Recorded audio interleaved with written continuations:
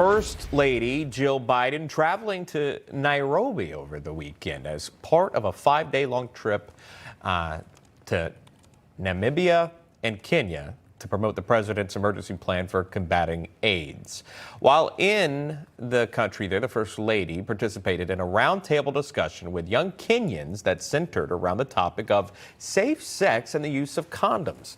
During the event, the First Lady remarked that, quote, "These are issues that really all people need to talk about, and yet somehow they don't, and the consequences of not talking about it are so dire," end quote.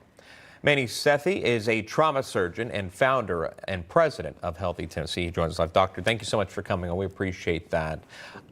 Let me start with that. Talk to us about this outreach effort being made by this administration, particularly there, the First Lady in the African continent.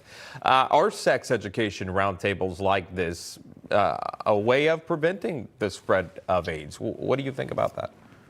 Well, good morning, and thanks for having me. I find it really a lost opportunity, in an youth empowerment effort to talk to these kids about condoms and birth control. I think it's just very disturbing. In terms of HIV prevention, there's so much better education, so many better ways that we could do this to talk to kids and youth.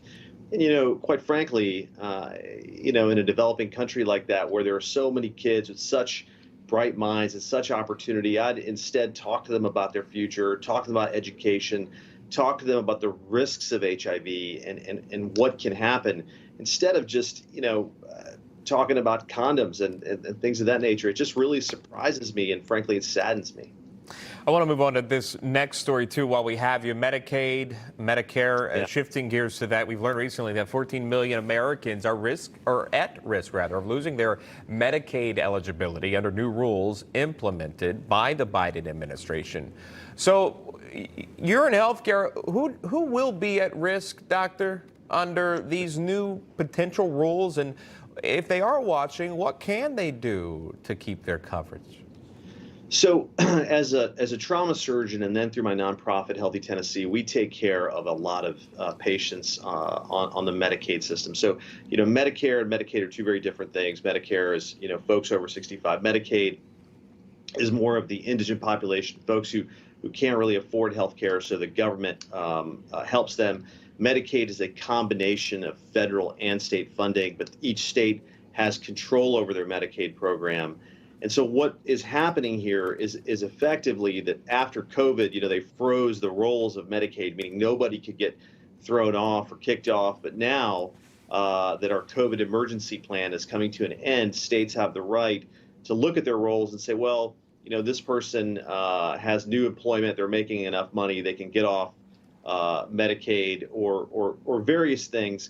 So what people need to do is I would counsel you to look at your eligibility for Medicaid. If you're in fact on Medicaid, have things changed in your life?